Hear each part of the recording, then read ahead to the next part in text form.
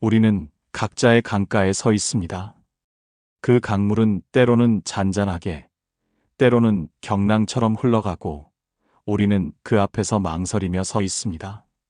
건너편에는 우리가 그토록 갈망하는 것들이 있습니다. 평화로운 마음, 진정한 행복, 깨달음의 빛이 있습니다. 부처님께서는 이렇게 말씀하셨습니다. 모든 괴로움의 원인은 무명에서 비롯되고 모든 행복의 근원은 지혜에서 나온다. 우리가 마주한 시련이라는 강물 역시 무명에서 비롯된 것일 수 있습니다. 우리가 보는 것이 전부가 아니라는 것을, 우리가 느끼는 고통이 영원하지 않다는 것을 아직 깨닫지 못했기 때문입니다. 시련은 우리 삶에 예고 없이 찾아옵니다. 사랑하는 사람과의 이별, 건강의 상실, 경제적 어려움, 꿈의 좌절. 이런 순간들 앞에서 우리는 무력감을 느끼고 때로는 분노하고 때로는 절망합니다. 마치 급류 앞에 선 나그네처럼 어떻게 건너야 할지 모르는 채로 발을 동동 구르게 됩니다. 하지만 부처님께서는 우리에게 이런 말씀을 남기셨습니다. 고통은 피할 수 없지만 괴로움은 선택할 수 있다. 시련 그 자체는 우리가 통제할 수 없는 것들입니다. 비가 오는 것을 막을 수 없고 계절이 바뀌는 것을 멈출 수 없듯이 인생의 변화와 시련을 완전히 피할 수는 없습니다. 하지만 그 시련을 어떻게 바라보고 어떻게 받아들이고 어떻게 극복할지는 우리의 선택입니다. 강물 앞에서 두려워하는 것은 자연스러운 일입니다. 물의 깊이를 알 수 없고 물살의 세기를 가늠할 수 없기 때문입니다. 하지만 그 두려움에 압도당해 영원히 강가에만 머물 수는 없습니다. 건너편에 있는 것들을 포기할 수도 없고 현재의 자리에서 만족할 수도 없기 때문입니다. 법구경에서는 이렇게 말합니다. 물방울이 모여 바다를 이루듯이 작은 선행이 모여 큰 복을 이룬다. 시련을 극복하는 것도 마찬가지입니다. 한 번에 거대한 강을 건너려고 하지 말고 한 걸음씩, 한 호흡씩 나아가는 것입니다. 매일 조금씩 용기를 내고 매일 조금씩 지혜를 쌓고 매일 조금씩 마음을 다스리는 것입니다. 강물은 언제나 흐르고 있습니다. 그것은 변화의 상징이기도 합니다. 우리의 시련도 마찬가지입니다. 아무리 큰 고통이라도, 아무리 깊은 절망이라도 그것은 영원하지 않습니다. 강물이 흘러가듯이 우리의 괴로움도 흘러갈 것입니다. 다만 우리가 그 흐름을 이해하고 그 흐름에 맞서지 않고 함께 흘러가는 지혜를 배워야 합니다. 오늘 밤 당신도 어떤 강물 앞에 서 있을 것입니다. 그 강물의 이름이 무엇이든 그것을 건너야 한다는 것을 알고 있을 것입니다. 두려워하지 마세요. 모든 강에는 나루터가 있고 모든 시련에는 의미가 있습니다. 강을 건너기 위해서는 먼저 마음의 준비가 필요합니다. 부처님께서는 자기 자신이 자신의 주인이다. 자기 자신이 자신의 피난처이다라고 하셨습니다. 시련 앞에서 우리가 의지할 수 있는 것은 궁극적으로 우리 자신의 마음뿐입니다. 마음의 준비란 무엇일까요? 그것은 먼저 현실을 있는 그대로 받아들이는 것입니다. 부처님의 첫 번째 성제인 고성제는 삶에는 고통이 있다는 것입니다. 이는 비관적인 세계관이 아니라 현실을 직시하라는 가르침입니다. 우리가 고통을 부정하고 회피하려 할 때 그 고통은 더욱 커집니다. 하지만 고통의 존재를 인정하고 받아들일 때 우리는 비로소 그것을 극복할 수 있는 길을 찾을 수 있습니다. 어떤 사람이 갑작스런 질병 진단을 받았다고 합시다. 처음에는 부정하고 분노하고 절망할 것입니다.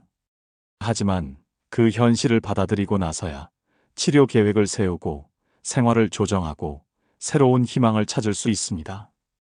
시련도 마찬가지입니다.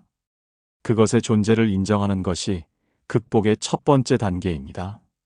두 번째로 필요한 것은 무상에 대한 이해입니다. 부처님께서는 모든 것은 변한다고 하셨습니다. 이는 우리의 고통도 변한다는 뜻입니다. 아무리 큰 시련이라도, 아무리 깊은 절망이라도 그것은 영원하지 않습니다. 계절이 바뀌듯이 우리의 상황도 변할 것입니다. 이 이해는 우리에게 큰 위안을 줍니다. 한 젊은 어머니가 아이를 잃고 부처님께 찾아와 아이를 다시 살려달라고 간청했습니다. 부처님은 그녀에게 죽은 사람이 없는 집에서 겨자씨를 얻어오라고 하셨습니다. 그녀는 마을을 돌아다녔지만 죽은 사람이 없는 집은 찾을 수 없었습니다. 그제야 그녀는 죽음이 삶의 일부라는 것을, 자신만이 고통받는 것이 아니라는 것을 깨달았습니다. 세 번째로 중요한 것은 자비심을 기르는 것입니다. 시련 중에 있을 때 우리는 종종 자신을 원망하고 타인을 탓하고 세상을 저주합니다. 하지만 부처님께서는 미움으로는 미움을 없앨 수 없다. 오직 사랑으로만 미움을 없앨 수 있다고 하셨습니다. 시련 중에도 자신과 타인에 대한 자비심을 잃지 않을 때 우리는 더 큰 힘을 얻을 수 있습니다. 자비심은 자신에게서 시작됩니다. 실패한 자신을 용서하고 부족한 자신을 받아들이고 고통받는 자신을 위로하는 것입니다. 그리고 그 자비심을 다른 사람들에게도 확장하는 것입니다. 우리와 같은 고통을 겪는 사람들, 우리에게 상처를 준 사람들, 우리를 이해하지 못하는 사람들에게도 자비심을 베푸는 것입니다. 네 번째로 필요한 것은 바른 견해입니다. 부처님께서는 팔정도의 첫 번째로 정견을 말씀하셨습니다. 시련 중에 있을 때 우리는 종종 왜곡된 시각으로 세상을 바라봅니다. 모든 것이 절망적으로 보이고 미래가 암울하게 느껴집니다. 하지만 바른 견해는 우리로 하여금 시련 속에서도 의미를 찾고 고통 속에서도 성장의 기회를 발견하게 합니다. 금강경에서는 모든 유의법은 꿈과 같고 환상과 같고 거품과 같고 그림자와 같다고 했습니다. 우리가 겪는 시련도 궁극적으로는 꿈과 같은 것입니다. 그렇다고 해서 그것을 대수롭지 않게 여기라는 뜻은 아닙니다. 다만 그것에 너무 집착하지 말고 그것을 통해 더 큰 깨달음을 얻으라는 뜻입니다. 마지막으로 내면의 등불을 밝히는 것입니다. 부처님께서는 자신을 등불로 삼고 법을 등불로 삼아라고 하셨습니다. 시련의 어둠 속에서도 우리 내면에는 지혜의 빛이 있습니다. 그 빛을 찾고 그 빛을 키우고 그 빛으로 길을 밝히는 것입니다.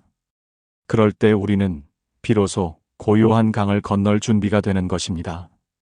강물 앞에서 아무리 마음의 준비를 했다 하더라도 결국 첫 발걸음을 내딛는 순간이 가장 어렵습니다. 부처님께서는 천리길도 한 걸음부터라는 지혜를 우리에게 주셨습니다. 시련을 극복하는 것도 마찬가지입니다. 첫 번째 작은 용기에서 모든 것이 시작됩니다. 용기란 무엇일까요? 많은 사람들이 용기를 두려움이 없는 상태라고 생각합니다.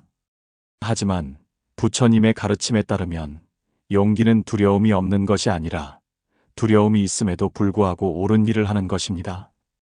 강물이 무서워도 건너야 할 이유가 있다면 건너는 것, 그것이 진정한 용기입니다. 부처님께서도 보리수 아래에서 깨달음을 얻기 전에 마라의 유혹과 시험을 받으셨습니다.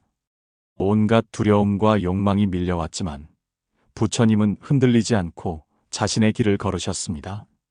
그것은 두려움이 없어서가 아니라 두려움보다 더 큰 목적이 있었기 때문입니다.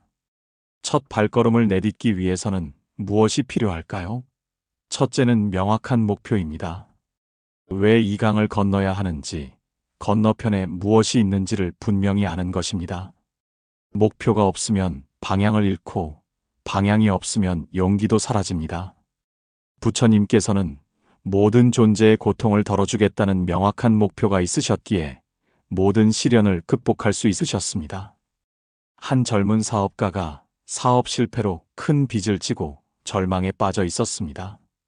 가족을 부양해야 한다는 책임감과 다시 실패할지도 모른다는 두려움 사이에서 고민했습니다. 하지만 그는 가족의 행복이라는 명확한 목표를 떠올리며 다시 일어설 용기를 냈습니다. 작은 일부터 시작해서 점차 사업을 회복해 나갔습니다. 둘째는 현재에 집중하는 것입니다. 법구경에서는 과거를 쫓지 말고 미래를 바라지 말라. 과거는 이미 사라졌고 미래는 아직 오지 않았다고 했습니다. 시련 앞에서 우리는 과거의 후회와 미래의 두려움에 사로잡히기 쉽습니다. 하지만 우리가 할 수 있는 것은 지금 이 순간의 선택뿐입니다. 강을 건널 때도 마찬가지입니다. 전체 강의 너비를 생각하면 두려워집니다. 하지만 지금 내딛는 이 한 걸음에만 집중하면 됩니다. 발밑에 돌이 안전한지, 다음 발을 어디에 놓을지, 호흡은 안정적인지, 그런 것들에만 집중하면 됩니다. 셋째는 작은 성공을 인정하는 것입니다. 부처님께서는 작은 선행이라도 소홀히 하지 말라고 하셨습니다. 시련을 극복하는 과정에서 작은 진전이 있더라도 그것을 인정하고 격려하는 것이 중요합니다. 강물에 발을 담그는 것만으로도 용기를 낸 자신을 인정해 주세요. 첫 번째 돌을 밟는 것만으로도 진전이 있었음을 축하해 주세요. 넷째는 도움을 청하는 것입니다. 부처님께서는 승가라는 공동체의 중요성을 강조하셨습니다. 혼자서는 극복하기 어려운 시련도 함께하는 사람들이 있으면 극복할 수 있습니다. 조언을 구하고 격려를 받고 때로는 물리적인 도움을 받는 것을 부끄러워하지 마세요. 강을 건널 때 다른 사람의 손을 잡는 것이 부끄러운 일이 아닌 것처럼 시련 속에서 도움을 청하는 것도 지혜로운 선택입니다. 다섯째는 실패를 두려워하지 않는 것입니다. 부처님께서는 실패는 성공의 어머니라고 하셨습니다. 강을 건너다가 미끄러질 수도 있고 물에 빠질 수도 있습니다. 하지만 그것이 끝이 아닙니다. 다시 일어나서 다른 길을 찾으면 됩니다. 실패는 경험이고 경험은 지혜가 됩니다. 마지막으로 첫 발걸음은 완벽하지 않아도 됩니다. 부처님께서는 완벽한 순간을 기다리지 말라고 하셨습니다. 모든 조건이 완벽하게 갖춰지기를 기다리면 영원히 시작할 수 없습니다. 지금 이 순간, 불완전한 조건 속에서라도 시작하는 것이 중요합니다. 강물은 여전히 흐르고 있습니다. 그 속도는 변하지 않습니다. 하지만 당신의 첫 발걸음은 모든 것을 바꿀 수 있습니다. 그 작은 용기가 큰 변화의 시작이 됩니다. 두려워하지 마세요. 부처님께서도 한때는 우리와 같은 범부였고, 한때는 시련 앞에서 주저했던 분입니다. 하지만 그 첫 발걸음을 내디디셨기에 부처가 되실 수 있었습니다. 강물 속으로 들어서면 예상치 못한 물살을 만나게 됩니다. 아무리 차분해 보이던 강물도 그 속에는 보이지 않는 흐름들이 있습니다. 시련도 마찬가지입니다. 처음에는 감당할 수 있을 것 같았던 문제들이 점점 복잡해지고 예상치 못한 어려움들이 연쇄적으로 나타납니다. 부처님께서는 인내는 최고의 고행이라고 하셨습니다. 시련의 물살과 맞서는 것은 결국 인내의 수행입니다. 물살에 맞서 싸우려고 하면 더 큰 저항을 만나게 됩니다. 하지만 물의 흐름을 이해하고 그 흐름에 맞춰 움직이면서도 자신의 방향을 잃지 않는 것, 그것이 지혜로운 대처법입니다. 어떤 사람이 직장을 잃고 새로운 일을 찾고 있었습니다. 처음에는 이전과 비슷한 조건의 일만 찾았지만 쉽게 구할 수 없었습니다. 시간이 지나면서 경제적 압박이 심해지고 가족의 걱정도 커졌습니다. 이때 그는 두 가지 선택을 할 수 있었습니다. 고집을 부리며 이전 조건만 고집하거나 현실을 받아들이고 새로운 가능성을 탐색하는 것이었습니다. 부처님의 가르침에 따르면 집착을 버리는 것이 고통에서 벗어나는 길입니다. 우리가 특정한 결과나 상황에 집착할 때 그것이 우리 기대대로 되지 않으면 고통받게 됩니다. 하지만 집착을 버리고 상황을 있는 그대로 받아들일 때 새로운 길이 보이기 시작합니다. 물살과 맞서는 과정에서 중요한 것은 중심을 잃지 않는 것입니다. 법구경에서는 마음이 모든 것의 주인이다라고 했습니다. 외부 상황이 아무리 어려워도 마음의 중심을 잃지 않으면 길을 찾을 수 있습니다. 이를 위해서는 정기적인 명상이나 기도 또는 자신만의 마음을 다스리는 방법이 필요합니다. 부처님께서는 중도를 강조하셨습니다. 극단적인 금욕도, 극단적인 방종도 깨달음의 길이 아니라고 하셨습니다. 시련과 맞서는 과정에서도 중도의 지혜가 필요합니다. 너무 성급하게 서두르지도 않고 너무 소극적으로 움츠러들지도 않는 것입니다. 때로는 물살이 너무 강해서 잠시 멈춰 서야 할 때도 있습니다. 이는 포기가 아니라 전략적 휴식입니다. 강을 건너는 과정에서 중간에 있는 바위에서 잠시 쉬어가는 것처럼 시련을 극복하는 과정에서도 적절한 휴식과 재충전이 필요합니다. 한 어머니가 아픈 아이를 돌보며 몇 년간 고생했습니다. 처음에는 모든 것을 완벽하게 하려고 했지만 점점 지쳐갔습니다. 그러던 어느 날 부처님의 가르침을 듣고 자신도 쉼이 필요하다는 것을 깨달았습니다. 다른 가족들과 역할을 분담하고 가끔 자신만의 시간을 가지며 마음의 평정을 유지하는 법을 배웠습니다. 물살과 맞서는 과정에서 중요한 또 하나는 현명한 판단력입니다. 언제 적극적으로 나아가고 언제 방향을 바꾸고 언제 잠시 멈춰야 하는지를 판단하는 것입니다. 이는 경험과 지혜에서 나옵니다. 부처님께서는 지혜로운 자는 때를 안다고 하셨습니다. 또한 물살 속에서는 불필요한 짐을 버려야 합니다. 강을 건널 때 무거운 짐을 지고 있으면 물살에 휩쓸리기 쉽습니다. 시련을 극복하는 과정에서도 마찬가지입니다. 불필요한 걱정, 과도한 욕심, 남과의 비교, 과거의 상처 등을 버려야 합니다. 부처님께서는 모든 것을 놓아라고 하셨습니다. 이는 아무것도 하지 말라는 뜻이 아니라 집착을 버리라는 뜻입니다. 결과에 대한 집착, 타인의 인정에 대한 집착, 완벽함에 대한 집착을 버릴 때 우리는 더 가볍고 유연하게 시련을 극복할 수 있습니다. 마지막으로 물살과 맞서는 과정에서 우리는 자신의 한계를 인정하는 법을 배웁니다. 부처님께서는 자신을 아는 것이 지혜의 시작이라고 하셨습니다. 우리는 무엇이든 할 수 있는 완전한 존재가 아닙니다. 하지만 동시에 우리는 생각보다 강한 존재이기도 합니다. 이 두 가지 진실을 모두 받아들일 때 우리는 진정한 지혜를 얻을 수 있습니다. 물살은 여전히 거셉니다. 하지만 당신은 더 이상 그 물살을 두려워하지 않습니다. 그것과 함께 춤을 추는 법을 배웠기 때문입니다. 강을 건너는 과정에서 가장 어려운 순간은 중간 지점입니다. 출발점도 멀어졌고 목적지도 아직 멀게 느껴집니다. 발밑에 바닥이 보이지 않는 깊은 물 속에서 우리는 절망과 희망의 경계에 서게 됩니다. 부처님께서는 이런 순간에 대해 가장 어두운 순간이 새벽 직전이다라고 하셨습니다. 시련의 한가운데에서 우리는 종종 왜 나만 이런 일을 당하는가라고 묻습니다. 주변의 다른 사람들은 평온해 보이는데 자신만 큰 고통을 겪고 있는 것 같이 느껴집니다. 하지만 부처님께서는 모든 존재는 고통을 겪는다고 하셨습니다. 고통은 삶의 보편적인 경험이며 당신 혼자만의 것이 아닙니다. 어떤 젊은 여성이 난치병 진단을 받고 절망에 빠져 있었습니다. 치료 과정은 길고 고통스러웠고 미래에 대한 불안감이 그녀를 짓눌렀습니다. 그녀는 왜 하필 나일까라는 질문에 사로잡혀 있었습니다. 하지만 병원에서 자신과 같은 처지의 다른 환자들을 만나면서 고통이 자신만의 것이 아니라는 것을 깨달았습니다. 오히려 서로 격려하고 도우며 희망을 찾아갔습니다. 깊은 물 속에서 우리가 잃지 말아야 할 것은 바로 신념입니다. 부처님께서는 믿음이 있는 자는 길을 잃지 않는다고 하셨습니다.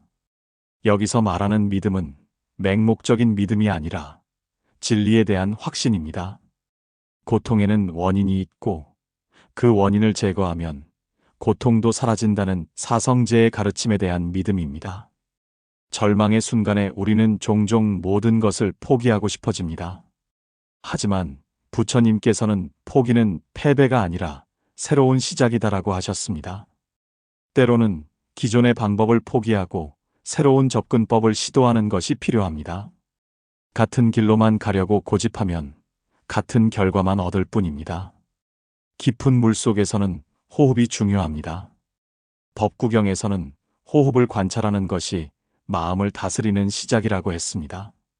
시련 속에서도 깊고 고른 호흡을 유지하는 것이 중요합니다. 숨을 들이마실 때는 평화를, 숨을 내쉴 때는 고통을 내보내는 것을 상상해 보세요. 또한 이 시점에서는 자신의 내면, 깊은 곳에서 나오는 지혜의 소리에 귀를 기울여야 합니다. 부처님께서는 모든 사람의 내면에는 부처의 성품이 있다고 하셨습니다. 아무리 어려운 상황에서도 우리 내면에는 길을 찾을 수 있는 지혜가 있습니다. 외부의 소음에 귀를 기울이지 말고 내면의 고요한 목소리에 집중하세요.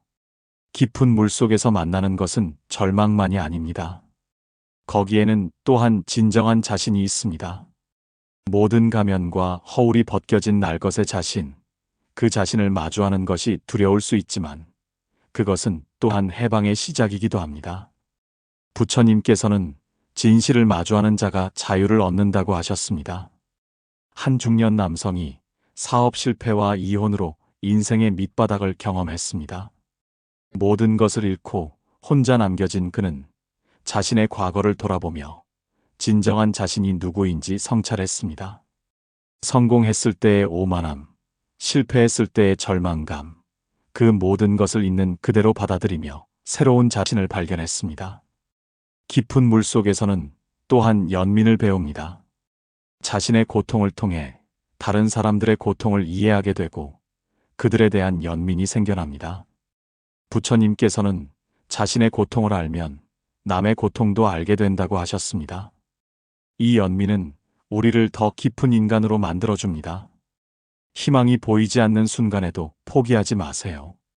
부처님께서는 어둠이 깊을수록 빛은 더 밝게 보인다고 하셨습니다. 지금 당신이 느끼는 절망의 깊이만큼 곧 느끼게 될 희망의 밝기도 클 것입니다. 강의 가장 깊은 곳을 지나야 비로소 건너편의 얕은 물가에 도달할 수 있습니다. 드디어 건너편의 물가가 보이기 시작합니다. 발밑의 바닥이 다시 느껴지고 물살도 점점 잔잔해집니다. 하지만 이 순간이야말로 가장 조심해야 할 때입니다. 부처님께서는 목적지가 보인다고 해서 방심하지 말라고 하셨습니다. 마지막 순간까지 정신을 차려야 합니다. 시련의 끝이 보일 때 우리는 종종 성급해집니다. 빨리 이 모든 것을 끝내고 싶어 하며 마지막 단계를 소홀히 합니다. 하지만 법구경에서는 끝까지 가지 않으면 시작하지 않은 것과 같다고 했습니다. 시련을 완전히 극복하기 위해서는 마지막까지 최선을 다해야 합니다. 또한 이 시점에서는 감사의 마음을 갖는 것이 중요합니다. 부처님께서는 감사하는 마음이 모든 공덕의 근본이라고 하셨습니다. 시련을 겪으면서 도움을 준 사람들, 가르침을 준 경험들, 그리고 자신의 내면에서 찾은 힘에 대해 감사해야 합니다. 한 여성이 오랜 투병 생활을 끝내고 건강을 회복했습니다. 처음에는 단순히 기쁨만 느꼈지만 시간이 지나면서 그 시련을 통해 얻은 것들을 발견했습니다. 생명의 소중함, 가족의 사랑, 친구들의 우정, 그리고 자신의 내면에 있던 강인함을 알게 되었습니다. 그녀는 그 모든 것에 감사하며 새로운 삶을 시작했습니다. 시련을 극복하는 과정에서 우리는 많은 것을 배웁니다. 부처님께서는 모든 경험은 스승이다라고 하셨습니다. 고통스러운 경험일수록 더 깊은 가르침을 줍니다. 이제 그 가르침을 정리하고 다른 사람들과 나누어야 할 때입니다. 피안에 도달한다는 것은 단순히 문제가 해결되는 것만을 의미하지 않습니다. 그것은 새로운 자신으로 태어나는 것을 의미합니다. 부처님께서는 연꽃이 진흙에서 피어나듯이 지혜는 고통에서 피어난다고 하셨습니다. 시련을 통해 우리는 더 깊은 이해와 더 큰 연민을 얻게 됩니다. 고요한 강을 건넌다는 것은 평온한 마음으로 시련을 극복한다는 뜻입니다. 분노나 원망 없이, 절망이나 자포자기 없이 오직 지혜와 자비로 어려움을 극복하는 것입니다. 부처님께서는 마음이 고요하면 모든 것이 고요하다고 하셨습니다. 이제 당신은 강을 건넜습니다. 뒤를 돌아보면 그 넓고 깊었던 강물이 보입니다. 그것은 여전히 흐르고 있지만 더 이상 당신을 막을 수 없습니다. 당신은 그것을 건널 수 있는 힘과 지혜를 갖추었기 때문입니다. 하지만 부처님께서는 자신만 건너면 되는 것이 아니다라고 하셨습니다. 진정한 깨달음은 자신의 구원에서 끝나는 것이 아니라 다른 사람들의 구원으로 이어져야 합니다. 당신이 얻은 경험과 지혜를 다른 사람들과 나누어야 합니다. 어떤 사람이 당신과 같은 시련을 겪고 있을 때 당신의 이야기가 그에게 등불이 될 수 있습니다. 당신이 걸어온 길이 그에게 희망이 될 수 있습니다. 부처님께서는 자신의 깨달음을 나누는 것이 진정한 자비라고 하셨습니다. 피안에 도달한 지금 당신은 완전히 새로운 사람이 되었습니다. 같은 몸이지만 다른 마음을, 같은 이름이지만 다른 정신을 갖게 되었습니다. 이제 당신은 어떤 강이 앞을 가로막아도 건널 수 있는 지혜와 용기를 갖추었습니다. 우리는 각자의 강가에 서 있습니다. 그 강물은 때로는 잔잔하게, 때로는 경랑처럼 흘러가고 우리는 그 앞에서 망설이며 서 있습니다. 건너편에는 우리가 그토록 갈망하는 것들이 있습니다. 평화로운 마음, 진정한 행복, 깨달음의 빛이 있습니다. 부처님께서는 이렇게 말씀하셨습니다. 모든 괴로움의 원인은 무명에서 비롯되고 모든 행복의 근원은 지혜에서 나온다. 우리가 마주한 시련이라는 강물 역시 무명에서 비롯된 것일 수 있습니다. 우리가 보는 것이 전부가 아니라는 것을, 우리가 느끼는 고통이 영원하지 않다는 것을 아직 깨닫지 못했기 때문입니다. 시련은 우리 삶에 예고 없이 찾아옵니다. 사랑하는 사람과의 이별, 건강의 상실, 경제적 어려움, 꿈의 좌절. 이런 순간들 앞에서 우리는 무력감을 느끼고 때로는 분노하고 때로는 절망합니다. 마치 급류 앞에 선 나그네처럼 어떻게 건너야 할지 모르는 채로 발을 동동 구르게 됩니다. 하지만 부처님께서는 우리에게 이런 말씀을 남기셨습니다. 고통은 피할 수 없지만 괴로움은 선택할 수 있다. 시련 그 자체는 우리가 통제할 수 없는 것들입니다. 비가 오는 것을 막을 수 없고 계절이 바뀌는 것을 멈출 수 없듯이 인생의 변화와 시련을 완전히 피할 수는 없습니다. 하지만 그 시련을 어떻게 바라보고 어떻게 받아들이고 어떻게 극복할지는 우리의 선택입니다. 강물 앞에서 두려워하는 것은 자연스러운 일입니다. 물의 깊이를 알 수 없고 물살의 세기를 가늠할 수 없기 때문입니다. 하지만 그 두려움에 압도당해 영원히 강가에만 머물 수는 없습니다. 건너편에 있는 것들을 포기할 수도 없고 현재의 자리에서 만족할 수도 없기 때문입니다. 법구경에서는 이렇게 말합니다. 물방울이 모여 바다를 이루듯이 작은 선행이 모여 큰 복을 이룬다. 시련을 극복하는 것도 마찬가지입니다. 한 번에 거대한 강을 건너려고 하지 말고 한 걸음씩, 한 호흡씩 나아가는 것입니다. 매일 조금씩 용기를 내고 매일 조금씩 지혜를 쌓고 매일 조금씩 마음을 다스리는 것입니다. 강물은 언제나 흐르고 있습니다. 그것은 변화의 상징이기도 합니다. 우리의 시련도 마찬가지입니다. 아무리 큰 고통이라도, 아무리 깊은 절망이라도 그것은 영원하지 않습니다. 강물이 흘러가듯이 우리의 괴로움도 흘러갈 것입니다. 다만 우리가 그 흐름을 이해하고 그 흐름에 맞서지 않고 함께 흘러가는 지혜를 배워야 합니다. 오늘 밤 당신도 어떤 강물 앞에 서 있을 것입니다. 그 강물의 이름이 무엇이든 그것을 건너야 한다는 것을 알고 있을 것입니다. 두려워하지 마세요. 모든 강에는 나루터가 있고 모든 시련에는 의미가 있습니다. 강을 건너기 위해서는 먼저 마음의 준비가 필요합니다. 부처님께서는 자기 자신이 자신의 주인이다. 자기 자신이 자신의 피난처이다라고 하셨습니다. 시련 앞에서 우리가 의지할 수 있는 것은 궁극적으로 우리 자신의 마음뿐입니다. 마음의 준비란 무엇일까요? 그것은 먼저 현실을 있는 그대로 받아들이는 것입니다. 부처님의 첫 번째 성제인 고성제는 삶에는 고통이 있다는 것입니다. 이는 비관적인 세계관이 아니라 현실을 직시하라는 가르침입니다. 우리가 고통을 부정하고 회피하려 할 때 그 고통은 더욱 커집니다.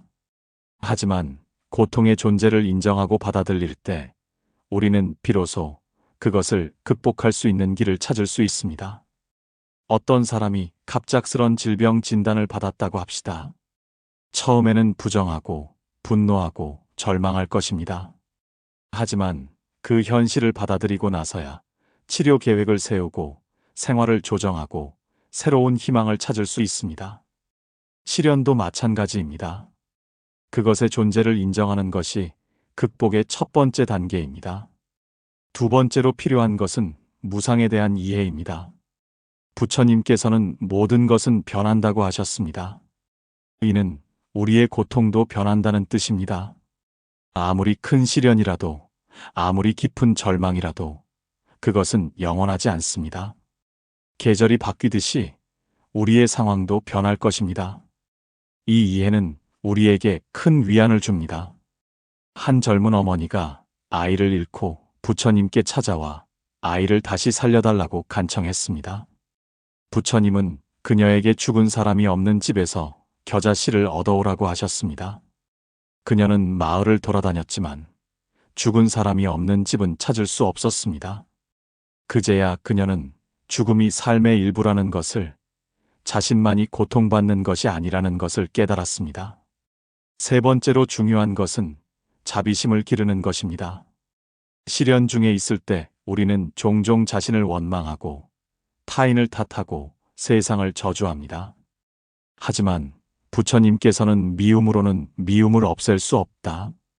오직 사랑으로만 미움을 없앨 수 있다고 하셨습니다. 시련 중에도 자신과 타인에 대한 자비심을 잃지 않을 때 우리는 더 큰 힘을 얻을 수 있습니다.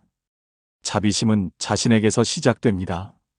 실패한 자신을 용서하고 부족한 자신을 받아들이고 고통받는 자신을 위로하는 것입니다. 그리고 그 자비심을 다른 사람들에게도 확장하는 것입니다. 우리와 같은 고통을 겪는 사람들, 우리에게 상처를 준 사람들, 우리를 이해하지 못하는 사람들에게도 자비심을 베푸는 것입니다. 네 번째로 필요한 것은 바른 견해입니다. 부처님께서는 팔정도의 첫 번째로 정견을 말씀하셨습니다. 시련 중에 있을 때 우리는 종종 왜곡된 시각으로 세상을 바라봅니다. 모든 것이 절망적으로 보이고 미래가 암울하게 느껴집니다. 하지만 바른 견해는 우리로 하여금 시련 속에서도 의미를 찾고 고통 속에서도 성장의 기회를 발견하게 합니다. 금강경에서는 모든 유의법은 꿈과 같고 환상과 같고 거품과 같고 그림자와 같다고 했습니다.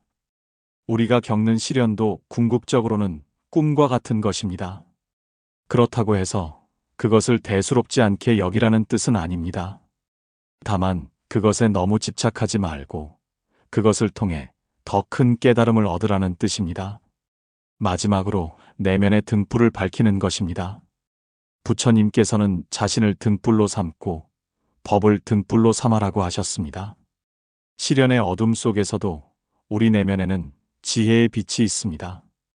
그 빛을 찾고 그 빛을 키우고 그 빛으로 길을 밝히는 것입니다. 그럴 때 우리는 비로소 고요한 강을 건널 준비가 되는 것입니다. 강물 앞에서 아무리 마음의 준비를 했다 하더라도 결국 첫 발걸음을 내딛는 순간이 가장 어렵습니다. 부처님께서는 천리길도 한 걸음부터라는 지혜를 우리에게 주셨습니다. 시련을 극복하는 것도 마찬가지입니다. 첫 번째 작은 용기에서 모든 것이 시작됩니다. 용기란 무엇일까요? 많은 사람들이 용기를 두려움이 없는 상태라고 생각합니다. 하지만 부처님의 가르침에 따르면 용기는 두려움이 없는 것이 아니라 두려움이 있음에도 불구하고 옳은 일을 하는 것입니다. 강물이 무서워도 건너야 할 이유가 있다면 건너는 것, 그것이 진정한 용기입니다. 부처님께서도 보리수 아래에서 깨달음을 얻기 전에 마라의 유혹과 시험을 받으셨습니다. 온갖 두려움과 욕망이 밀려왔지만 부처님은 흔들리지 않고 자신의 길을 걸으셨습니다. 그것은 두려움이 없어서가 아니라 두려움보다 더 큰 목적이 있었기 때문입니다. 첫 발걸음을 내딛기 위해서는 무엇이 필요할까요? 첫째는 명확한 목표입니다. 왜 이 강을 건너야 하는지, 건너편에 무엇이 있는지를 분명히 아는 것입니다. 목표가 없으면 방향을 잃고, 방향이 없으면 용기도 사라집니다. 부처님께서는 모든 존재의 고통을 덜어주겠다는 명확한 목표가 있으셨기에 모든 시련을 극복할 수 있으셨습니다. 한 젊은 사업가가 사업 실패로 큰 빚을 지고 절망에 빠져 있었습니다. 가족을 부양해야 한다는 책임감과 다시 실패할지도 모른다는 두려움 사이에서 고민했습니다. 하지만 그는 가족의 행복이라는 명확한 목표를 떠올리며 다시 일어설 용기를 냈습니다. 작은 일부터 시작해서 점차 사업을 회복해 나갔습니다. 둘째는 현재에 집중하는 것입니다. 법구경에서는 과거를 쫓지 말고 미래를 바라지 말라. 과거는 이미 사라졌고 미래는 아직 오지 않았다고 했습니다. 시련 앞에서 우리는 과거의 후회와 미래의 두려움에 사로잡히기 쉽습니다. 하지만 우리가 할 수 있는 것은 지금 이 순간의 선택뿐입니다. 강을 건널 때도 마찬가지입니다. 전체 강의 너비를 생각하면 두려워집니다. 하지만 지금 내딛는 이 한 걸음에만 집중하면 됩니다. 발밑에 돌이 안전한지, 다음 발을 어디에 놓을지, 호흡은 안정적인지, 그런 것들에만 집중하면 됩니다. 셋째는 작은 성공을 인정하는 것입니다. 부처님께서는 작은 선행이라도 소홀히 하지 말라고 하셨습니다. 시련을 극복하는 과정에서 작은 진전이 있더라도 그것을 인정하고 격려하는 것이 중요합니다. 강물에 발을 담그는 것만으로도 용기를 낸 자신을 인정해 주세요. 첫 번째 돌을 밟는 것만으로도 진전이 있었음을 축하해 주세요. 넷째는 도움을 청하는 것입니다. 부처님께서는 승가라는 공동체의 중요성을 강조하셨습니다. 혼자서는 극복하기 어려운 시련도 함께하는 사람들이 있으면 극복할 수 있습니다. 조언을 구하고 격려를 받고 때로는 물리적인 도움을 받는 것을 부끄러워하지 마세요. 강을 건널 때 다른 사람의 손을 잡는 것이 부끄러운 일이 아닌 것처럼 시련 속에서 도움을 청하는 것도 지혜로운 선택입니다. 다섯째는 실패를 두려워하지 않는 것입니다. 부처님께서는 실패는 성공의 어머니라고 하셨습니다. 강을 건너다가 미끄러질 수도 있고 물에 빠질 수도 있습니다. 하지만 그것이 끝이 아닙니다. 다시 일어나서 다른 길을 찾으면 됩니다. 실패는 경험이고 경험은 지혜가 됩니다. 마지막으로 첫 발걸음은 완벽하지 않아도 됩니다. 부처님께서는 완벽한 순간을 기다리지 말라고 하셨습니다. 모든 조건이 완벽하게 갖춰지기를 기다리면 영원히 시작할 수 없습니다. 지금 이 순간, 불완전한 조건 속에서라도 시작하는 것이 중요합니다. 강물은 여전히 흐르고 있습니다. 그 속도는 변하지 않습니다. 하지만 당신의 첫 발걸음은 모든 것을 바꿀 수 있습니다. 그 작은 용기가 큰 변화의 시작이 됩니다. 두려워하지 마세요. 부처님께서도 한때는 우리와 같은 범부였고, 한때는 시련 앞에서 주저했던 분입니다. 하지만 그 첫 발걸음을 내디디셨기에 부처가 되실 수 있었습니다. 강물 속으로 들어서면 예상치 못한 물살을 만나게 됩니다. 아무리 차분해 보이던 강물도 그 속에는 보이지 않는 흐름들이 있습니다. 시련도 마찬가지입니다. 처음에는 감당할 수 있을 것 같았던 문제들이 점점 복잡해지고 예상치 못한 어려움들이 연쇄적으로 나타납니다. 부처님께서는 인내는 최고의 고행이라고 하셨습니다. 시련의 물살과 맞서는 것은 결국 인내의 수행입니다. 물살에 맞서 싸우려고 하면 더 큰 저항을 만나게 됩니다. 하지만 물의 흐름을 이해하고 그 흐름에 맞춰 움직이면서도 자신의 방향을 잃지 않는 것, 그것이 지혜로운 대처법입니다. 어떤 사람이 직장을 잃고 새로운 일을 찾고 있었습니다. 처음에는 이전과 비슷한 조건의 일만 찾았지만 쉽게 구할 수 없었습니다. 시간이 지나면서 경제적 압박이 심해지고 가족의 걱정도 커졌습니다. 이때 그는 두 가지 선택을 할 수 있었습니다. 고집을 부리며 이전 조건만 고집하거나 현실을 받아들이고 새로운 가능성을 탐색하는 것이었습니다. 부처님의 가르침에 따르면 집착을 버리는 것이 고통에서 벗어나는 길입니다. 우리가 특정한 결과나 상황에 집착할 때 그것이 우리 기대대로 되지 않으면 고통받게 됩니다. 하지만 집착을 버리고 상황을 있는 그대로 받아들일 때 새로운 길이 보이기 시작합니다. 물살과 맞서는 과정에서 중요한 것은 중심을 잃지 않는 것입니다. 법구경에서는 마음이 모든 것의 주인이다라고 했습니다. 외부 상황이 아무리 어려워도 마음의 중심을 잃지 않으면 길을 찾을 수 있습니다. 이를 위해서는 정기적인 명상이나 기도 또는 자신만의 마음을 다스리는 방법이 필요합니다. 부처님께서는 중도를 강조하셨습니다. 극단적인 금욕도, 극단적인 방종도 깨달음의 길이 아니라고 하셨습니다. 시련과 맞서는 과정에서도 중도의 지혜가 필요합니다. 너무 성급하게 서두르지도 않고 너무 소극적으로 움츠러들지도 않는 것입니다. 때로는 물살이 너무 강해서 잠시 멈춰 서야 할 때도 있습니다. 이는 포기가 아니라 전략적 휴식입니다. 강을 건너는 과정에서 중간에 있는 바위에서 잠시 쉬어가는 것처럼 시련을 극복하는 과정에서도 적절한 휴식과 재충전이 필요합니다. 한 어머니가 아픈 아이를 돌보며 몇 년간 고생했습니다. 처음에는 모든 것을 완벽하게 하려고 했지만 점점 지쳐갔습니다. 그러던 어느 날 부처님의 가르침을 듣고 자신도 쉼이 필요하다는 것을 깨달았습니다. 다른 가족들과 역할을 분담하고 가끔 자신만의 시간을 가지며 마음의 평정을 유지하는 법을 배웠습니다. 물살과 맞서는 과정에서 중요한 또 하나는 현명한 판단력입니다. 언제 적극적으로 나아가고 언제 방향을 바꾸고 언제 잠시 멈춰야 하는지를 판단하는 것입니다. 이는 경험과 지혜에서 나옵니다. 부처님께서는 지혜로운 자는 때를 안다고 하셨습니다. 또한 물살 속에서는 불필요한 짐을 버려야 합니다. 강을 건널 때 무거운 짐을 지고 있으면 물살에 휩쓸리기 쉽습니다. 시련을 극복하는 과정에서도 마찬가지입니다.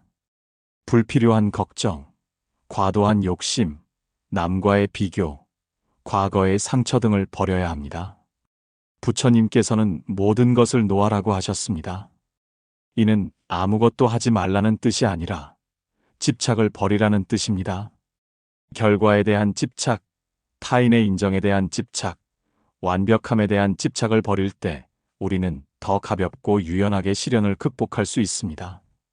마지막으로 물살과 맞서는 과정에서 우리는 자신의 한계를 인정하는 법을 배웁니다.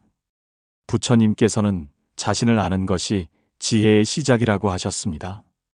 우리는 무엇이든 할 수 있는 완전한 존재가 아닙니다. 하지만 동시에 우리는 생각보다 강한 존재이기도 합니다. 이 두 가지 진실을 모두 받아들일 때 우리는 진정한 지혜를 얻을 수 있습니다. 물살은 여전히 거셉니다. 하지만 당신은 더 이상 그 물살을 두려워하지 않습니다. 그것과 함께 춤을 추는 법을 배웠기 때문입니다. 강을 건너는 과정에서 가장 어려운 순간은 중간 지점입니다. 출발점도 멀어졌고 목적지도 아직 멀게 느껴집니다. 발밑에 바닥이 보이지 않는 깊은 물 속에서 우리는 절망과 희망의 경계에 서게 됩니다. 부처님께서는 이런 순간에 대해 가장 어두운 순간이 새벽 직전이다라고 하셨습니다. 시련의 한가운데에서 우리는 종종 왜 나만 이런 일을 당하는가라고 묻습니다. 주변의 다른 사람들은 평온해 보이는데 자신만 큰 고통을 겪고 있는 것 같이 느껴집니다. 하지만 부처님께서는 모든 존재는 고통을 겪는다고 하셨습니다. 고통은 삶의 보편적인 경험이며 당신 혼자만의 것이 아닙니다. 어떤 젊은 여성이 난치병 진단을 받고 절망에 빠져 있었습니다. 치료 과정은 길고 고통스러웠고 미래에 대한 불안감이 그녀를 짓눌렀습니다. 그녀는 왜 하필 나일까라는 질문에 사로잡혀 있었습니다. 하지만 병원에서 자신과 같은 처지의 다른 환자들을 만나면서 고통이 자신만의 것이 아니라는 것을 깨달았습니다. 오히려 서로 격려하고 도우며 희망을 찾아갔습니다. 깊은 물 속에서 우리가 잃지 말아야 할 것은 바로 신념입니다. 부처님께서는 믿음이 있는 자는 길을 잃지 않는다고 하셨습니다. 여기서 말하는 믿음은 맹목적인 믿음이 아니라 진리에 대한 확신입니다. 고통에는 원인이 있고 그 원인을 제거하면 고통도 사라진다는 사성제의 가르침에 대한 믿음입니다. 절망의 순간에 우리는 종종 모든 것을 포기하고 싶어집니다. 하지만 부처님께서는 포기는 패배가 아니라 새로운 시작이다라고 하셨습니다. 때로는 기존의 방법을 포기하고 새로운 접근법을 시도하는 것이 필요합니다. 같은 길로만 가려고 고집하면 같은 결과만 얻을 뿐입니다. 깊은 물 속에서는 호흡이 중요합니다.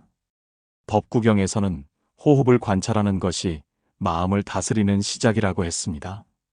시련 속에서도 깊고 고른 호흡을 유지하는 것이 중요합니다. 숨을 들이마실 때는 평화를, 숨을 내쉴 때는 고통을 내보내는 것을 상상해 보세요. 또한 이 시점에서는 자신의 내면, 깊은 곳에서 나오는 지혜의 소리에 귀를 기울여야 합니다. 부처님께서는 모든 사람의 내면에는 부처의 성품이 있다고 하셨습니다. 아무리 어려운 상황에서도 우리 내면에는 길을 찾을 수 있는 지혜가 있습니다. 외부의 소음에 귀를 기울이지 말고 내면의 고요한 목소리에 집중하세요. 깊은 물 속에서 만나는 것은 절망만이 아닙니다. 거기에는 또한 진정한 자신이 있습니다.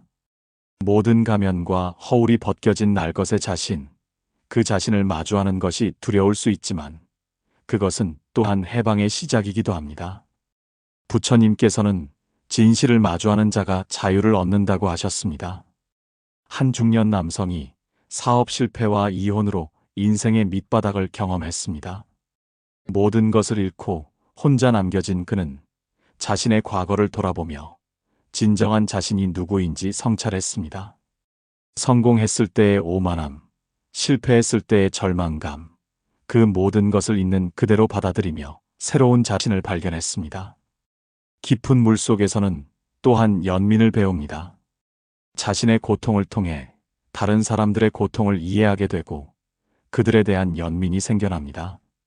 부처님께서는 자신의 고통을 알면 남의 고통도 알게 된다고 하셨습니다. 이 연민은 우리를 더 깊은 인간으로 만들어줍니다. 희망이 보이지 않는 순간에도 포기하지 마세요. 부처님께서는 어둠이 깊을수록 빛은 더 밝게 보인다고 하셨습니다. 지금 당신이 느끼는 절망의 깊이만큼 곧 느끼게 될 희망의 밝기도 클 것입니다. 강의 가장 깊은 곳을 지나야 비로소 건너편의 얕은 물가에 도달할 수 있습니다. 드디어 건너편의 물가가 보이기 시작합니다. 발밑의 바닥이 다시 느껴지고 물살도 점점 잔잔해집니다. 하지만 이 순간이야말로 가장 조심해야 할 때입니다. 부처님께서는 목적지가 보인다고 해서 방심하지 말라고 하셨습니다. 마지막 순간까지 정신을 차려야 합니다. 시련의 끝이 보일 때 우리는 종종 성급해집니다. 빨리 이 모든 것을 끝내고 싶어하며 마지막 단계를 소홀히 합니다. 하지만 법구경에서는 끝까지 가지 않으면 시작하지 않은 것과 같다고 했습니다. 시련을 완전히 극복하기 위해서는 마지막까지 최선을 다해야 합니다. 또한 이 시점에서는 감사의 마음을 갖는 것이 중요합니다. 부처님께서는 감사하는 마음이 모든 공덕의 근본이라고 하셨습니다. 시련을 겪으면서 도움을 준 사람들, 가르침을 준 경험들, 그리고 자신의 내면에서 찾은 힘에 대해 감사해야 합니다. 한 여성이 오랜 투병 생활을 끝내고 건강을 회복했습니다.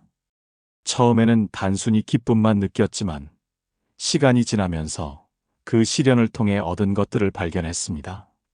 생명의 소중함, 가족의 사랑, 친구들의 우정, 그리고 자신의 내면에 있던 강인함을 알게 되었습니다.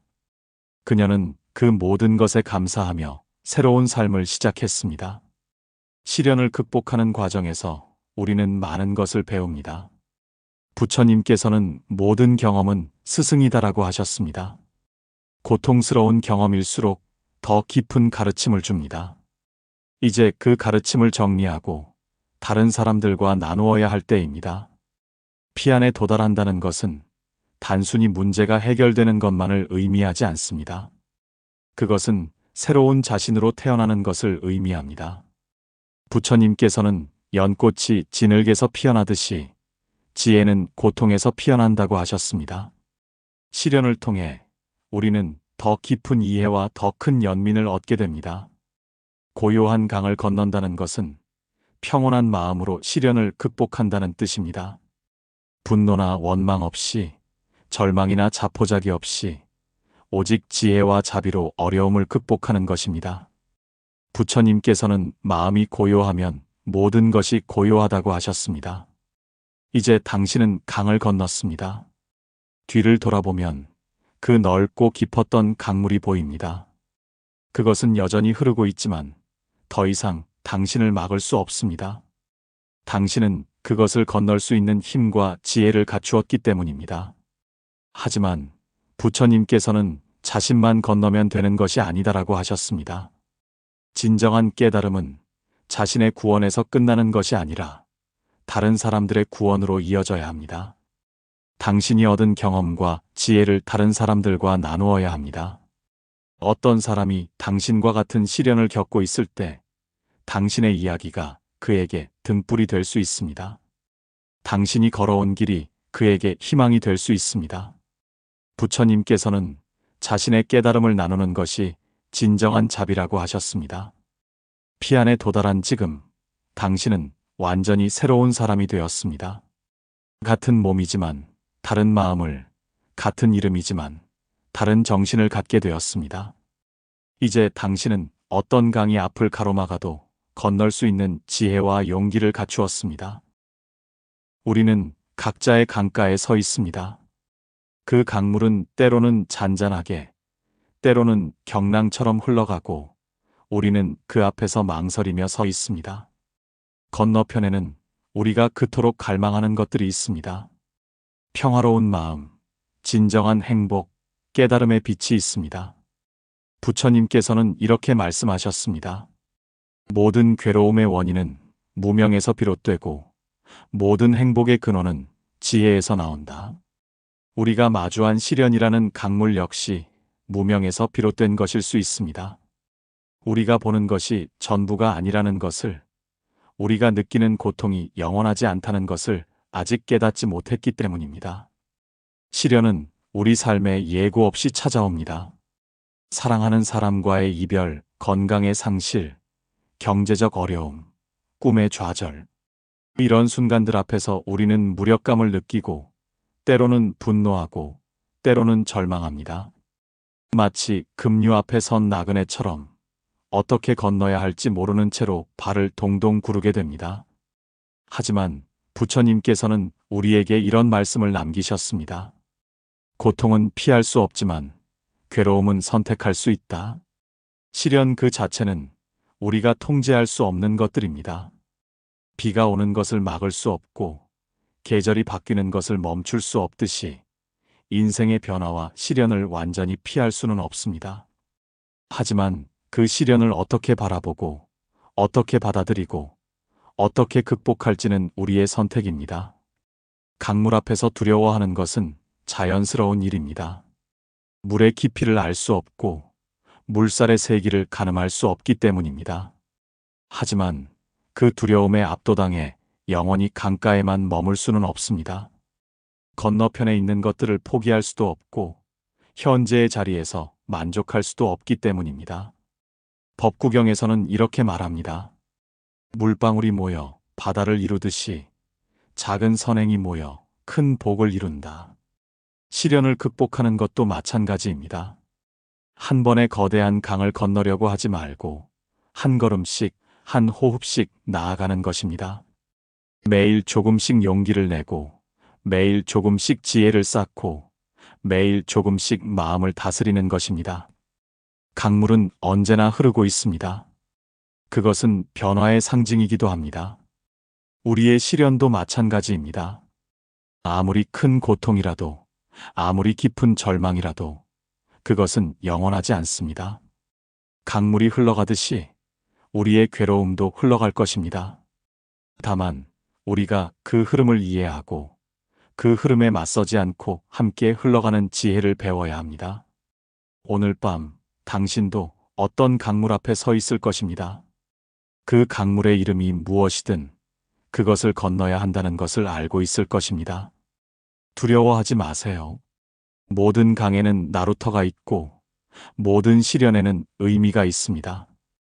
강을 건너기 위해서는 먼저 마음의 준비가 필요합니다. 부처님께서는 자기 자신이 자신의 주인이다.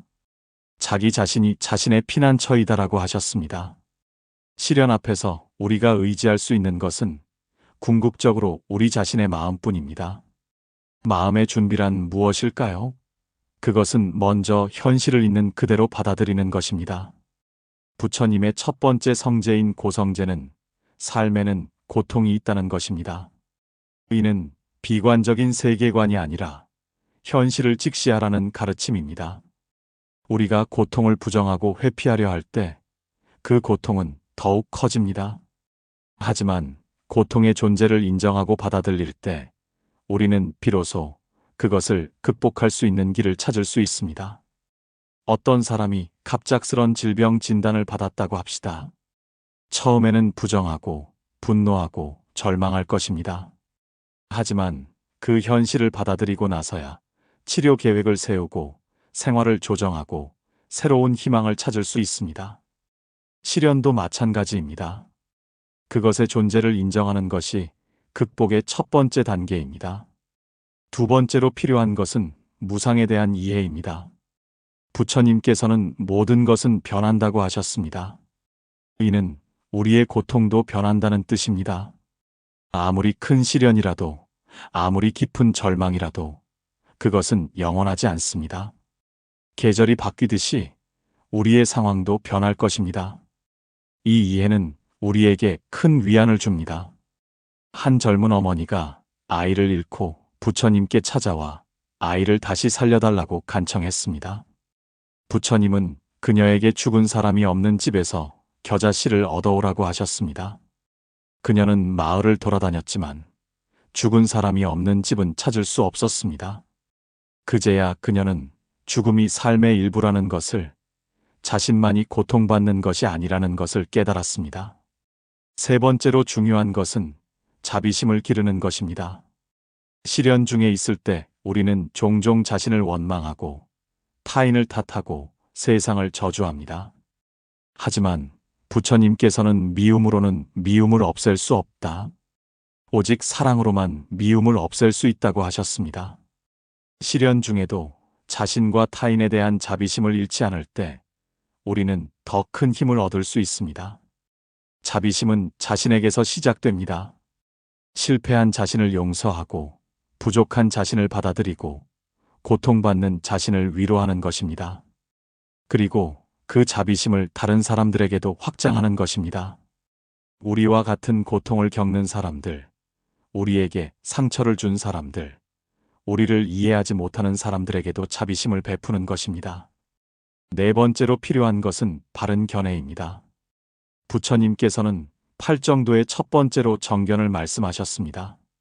시련 중에 있을 때 우리는 종종 왜곡된 시각으로 세상을 바라봅니다.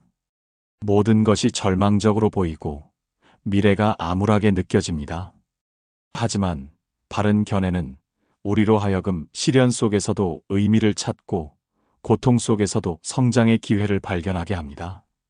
금강경에서는 모든 유의법은 꿈과 같고 환상과 같고 거품과 같고 그림자와 같다고 했습니다. 우리가 겪는 시련도 궁극적으로는 꿈과 같은 것입니다. 그렇다고 해서 그것을 대수롭지 않게 여기라는 뜻은 아닙니다. 다만 그것에 너무 집착하지 말고 그것을 통해 더 큰 깨달음을 얻으라는 뜻입니다. 마지막으로 내면의 등불을 밝히는 것입니다. 부처님께서는 자신을 등불로 삼고 법을 등불로 삼아라고 하셨습니다. 시련의 어둠 속에서도 우리 내면에는 지혜의 빛이 있습니다. 그 빛을 찾고 그 빛을 키우고 그 빛으로 길을 밝히는 것입니다. 그럴 때 우리는 비로소 고요한 강을 건널 준비가 되는 것입니다. 강물 앞에서 아무리 마음의 준비를 했다 하더라도 결국 첫 발걸음을 내딛는 순간이 가장 어렵습니다. 부처님께서는 천리길도 한 걸음부터라는 지혜를 우리에게 주셨습니다. 시련을 극복하는 것도 마찬가지입니다. 첫 번째 작은 용기에서 모든 것이 시작됩니다. 용기란 무엇일까요? 많은 사람들이 용기를 두려움이 없는 상태라고 생각합니다. 하지만 부처님의 가르침에 따르면 용기는 두려움이 없는 것이 아니라 두려움이 있음에도 불구하고 옳은 일을 하는 것입니다. 강물이 무서워도 건너야 할 이유가 있다면 건너는 것, 그것이 진정한 용기입니다. 부처님께서도 보리수 아래에서 깨달음을 얻기 전에 마라의 유혹과 시험을 받으셨습니다. 온갖 두려움과 욕망이 밀려왔지만 부처님은 흔들리지 않고 자신의 길을 걸으셨습니다. 그것은 두려움이 없어서가 아니라 두려움보다 더 큰 목적이 있었기 때문입니다. 첫 발걸음을 내딛기 위해서는 무엇이 필요할까요? 첫째는 명확한 목표입니다. 왜 이 강을 건너야 하는지, 건너편에 무엇이 있는지를 분명히 아는 것입니다. 목표가 없으면 방향을 잃고 방향이 없으면 용기도 사라집니다. 부처님께서는 모든 존재의 고통을 덜어주겠다는 명확한 목표가 있으셨기에 모든 시련을 극복할 수 있으셨습니다. 한 젊은 사업가가 사업 실패로 큰 빚을 지고 절망에 빠져 있었습니다. 가족을 부양해야 한다는 책임감과 다시 실패할지도 모른다는 두려움 사이에서 고민했습니다. 하지만 그는 가족의 행복이라는 명확한 목표를 떠올리며 다시 일어설 용기를 냈습니다. 작은 일부터 시작해서 점차 사업을 회복해 나갔습니다. 둘째는 현재에 집중하는 것입니다. 법구경에서는 과거를 쫓지 말고 미래를 바라지 말라.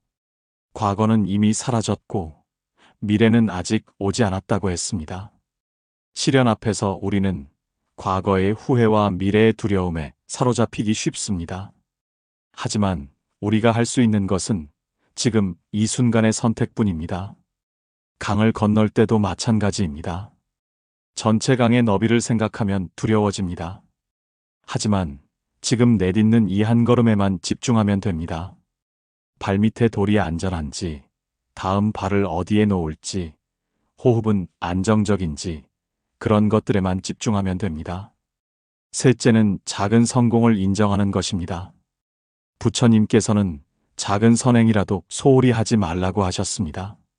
시련을 극복하는 과정에서 작은 진전이 있더라도 그것을 인정하고 격려하는 것이 중요합니다. 강물에 발을 담그는 것만으로도 용기를 낸 자신을 인정해 주세요. 첫 번째 돌을 밟는 것만으로도 진전이 있었음을 축하해 주세요. 넷째는 도움을 청하는 것입니다.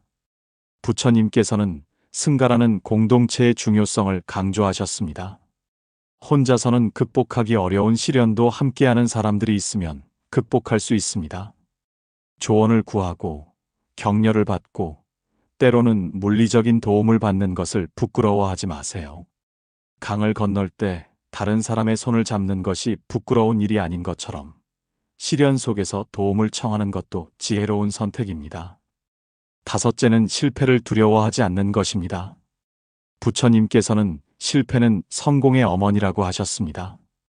강을 건너다가 미끄러질 수도 있고 물에 빠질 수도 있습니다. 하지만 그것이 끝이 아닙니다. 다시 일어나서 다른 길을 찾으면 됩니다. 실패는 경험이고 경험은 지혜가 됩니다. 마지막으로 첫 발걸음은 완벽하지 않아도 됩니다. 부처님께서는 완벽한 순간을 기다리지 말라고 하셨습니다. 모든 조건이 완벽하게 갖춰지기를 기다리면 영원히 시작할 수 없습니다. 지금 이 순간, 불완전한 조건 속에서라도 시작하는 것이 중요합니다. 강물은 여전히 흐르고 있습니다. 그 속도는 변하지 않습니다. 하지만 당신의 첫 발걸음은 모든 것을 바꿀 수 있습니다. 그 작은 용기가 큰 변화의 시작이 됩니다. 두려워하지 마세요. 부처님께서도 한때는 우리와 같은 범부였고, 한때는 시련 앞에서 주저했던 분입니다. 하지만 그 첫 발걸음을 내디디셨기에 부처가 되실 수 있었습니다. 강물 속으로 들어서면 예상치 못한 물살을 만나게 됩니다.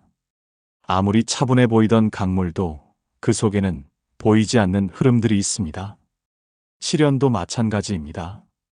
처음에는 감당할 수 있을 것 같았던 문제들이 점점 복잡해지고 예상치 못한 어려움들이 연쇄적으로 나타납니다. 부처님께서는 인내는 최고의 고행이라고 하셨습니다. 시련의 물살과 맞서는 것은 결국 인내의 수행입니다. 물살에 맞서 싸우려고 하면 더 큰 저항을 만나게 됩니다.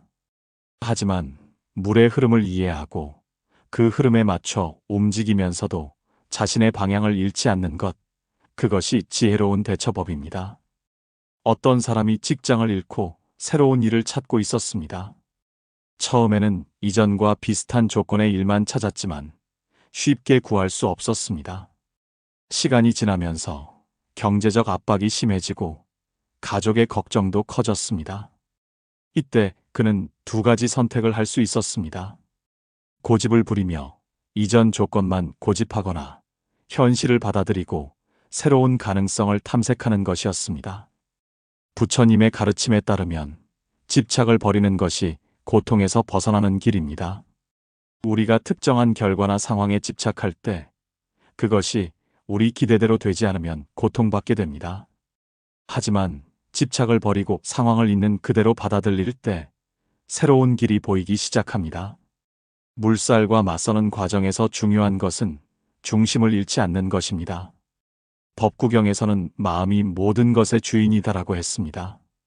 외부 상황이 아무리 어려워도 마음의 중심을 잃지 않으면 길을 찾을 수 있습니다. 이를 위해서는 정기적인 명상이나 기도 또는 자신만의 마음을 다스리는 방법이 필요합니다. 부처님께서는 중도를 강조하셨습니다. 극단적인 금욕도, 극단적인 방종도 깨달음의 길이 아니라고 하셨습니다. 시련과 맞서는 과정에서도 중도의 지혜가 필요합니다. 너무 성급하게 서두르지도 않고 너무 소극적으로 움츠러들지도 않는 것입니다. 때로는 물살이 너무 강해서 잠시 멈춰 서야 할 때도 있습니다. 이는 포기가 아니라 전략적 휴식입니다. 강을 건너는 과정에서 중간에 있는 바위에서 잠시 쉬어가는 것처럼 시련을 극복하는 과정에서도 적절한 휴식과 재충전이 필요합니다. 한 어머니가 아픈 아이를 돌보며 몇 년간 고생했습니다. 처음에는 모든 것을 완벽하게 하려고 했지만 점점 지쳐갔습니다. 그러던 어느 날 부처님의 가르침을 듣고 자신도 쉼이 필요하다는 것을 깨달았습니다. 다른 가족들과 역할을 분담하고 가끔 자신만의 시간을 가지며 마음의 평정을 유지하는 법을 배웠습니다. 물살과 맞서는 과정에서 중요한 또 하나는 현명한 판단력입니다.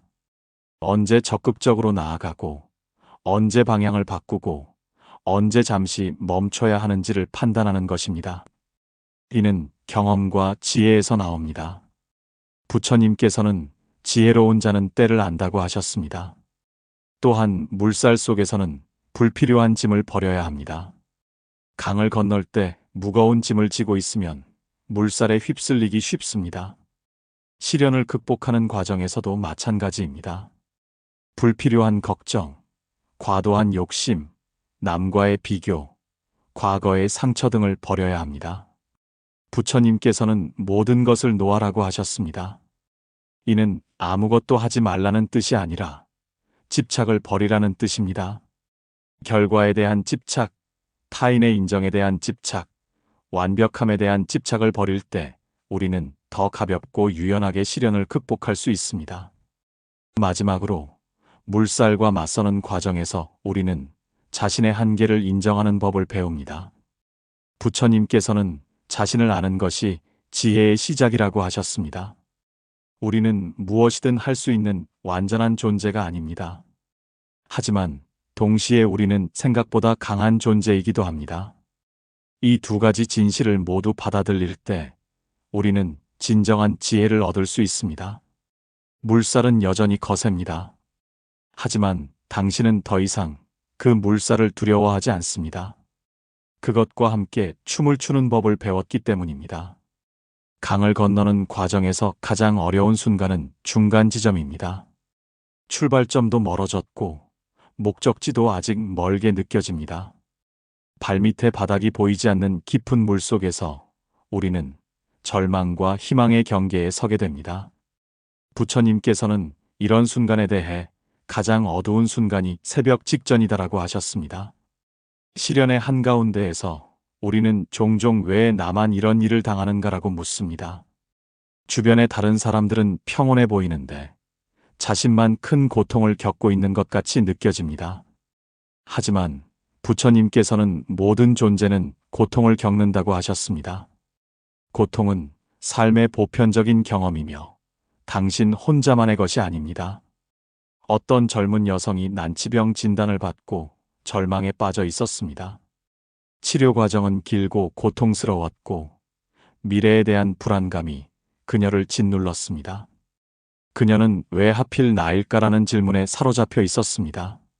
하지만 병원에서 자신과 같은 처지의 다른 환자들을 만나면서 고통이 자신만의 것이 아니라는 것을 깨달았습니다.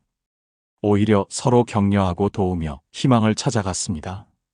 깊은 물 속에서 우리가 잃지 말아야 할 것은 바로 신념입니다.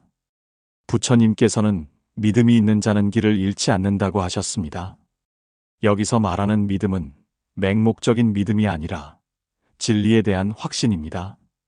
고통에는 원인이 있고 그 원인을 제거하면 고통도 사라진다는 사성제의 가르침에 대한 믿음입니다. 절망의 순간에 우리는 종종 모든 것을 포기하고 싶어집니다. 하지만 부처님께서는 포기는 패배가 아니라 새로운 시작이다라고 하셨습니다.